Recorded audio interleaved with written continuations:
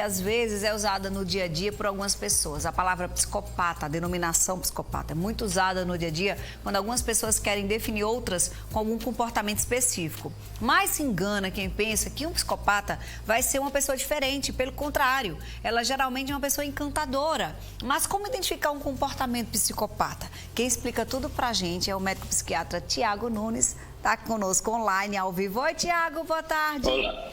Olá, boa tarde, Fernandinha. Tudo bem? Tudo jóia. A gente fala de um assunto aqui que muito já foi escrito, vários livros, mas que as pessoas entendem, pegam uma característica, uma atitude, já enquadra a pessoa nisso. Vamos começar explicando o que é a psicopatia. Bom, a psicopatia, se a gente fosse pegar pela etimologia da palavra mesmo, é aquele indivíduo que tem um transtorno psíquico, né? Mas hoje o que a gente chama de o que se chamava anteriormente de psicopata é o que nós temos hoje como transtorno de personalidade antissocial, também anteriormente chamado de transtorno de personalidade dissocial. O traço mais marcante de uma pessoa que tem o transtorno? Olha, como você estava dizendo, são pessoas comuns, como nós. Elas estão no meio, estão entre nós, né? E são pessoas que têm por característica, eles não têm tanta empatia pelas outras pessoas, eles têm uma dificuldade ou fracassam em se adequar às regras e às leis, né, do nosso dia a dia, né? E além de tudo são pessoas extremamente manipuladoras e querem levar vantagem em absolutamente tudo que fazem. Ô, Tiago, tem uma questão também de relação amorosa que as pessoas ficam com muito medo, né, de se envolver com uma pessoa que tem o transtorno antissocial, e aí sempre chega a pergunta aqui, como é que a gente faz para perceber e não se envolver amorosamente, porque depois sofre duas vezes, né? Quais são as formas e o que é que a gente deve estar atento?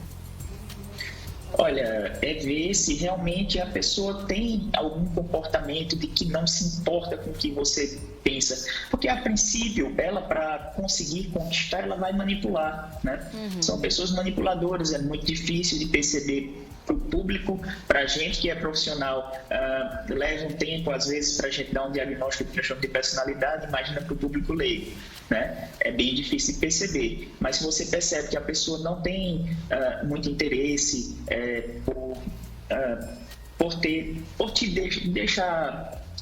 por te agradar de alguma forma, se você nota que é uma pessoa manipuladora, muitas vezes entra em confronto físico, tem problemas com a polícia, com a lei, né? São essas pessoas que geralmente a gente dá diagnóstico de transtorno, né? Ô, Tiago, a gente fala sempre também sobre a questão da culpa que não existe, né? Do remorso que não existe, dessa falta de capacidade de empatia, de se colocar no lugar do outro. Essas características são também importantes ser observadas, né?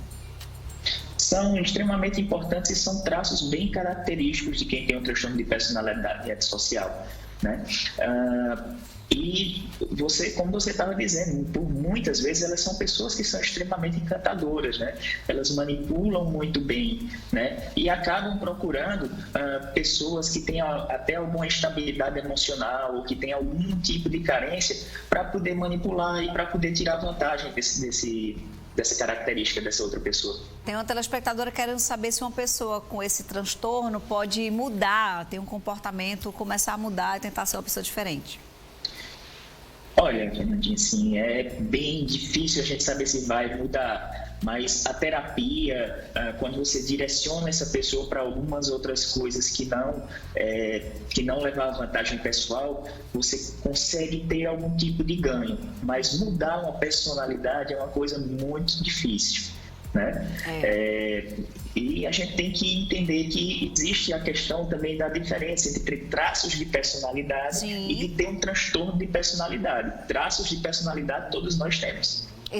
Excelente colocação. Traços é uma coisa e o transtorno é outra completamente diferente. Agora, Tiago, eu sempre fico me perguntando por que há tantas relações, né? Há tanta inferência, tanto filme, tanto livro, tanta coisa com os psicopatas? Olha, é porque no fim das contas, a gente chama muita atenção esse comportamento totalmente diferente, né? As pessoas, elas têm um afã de ver esse tipo de comportamento, né?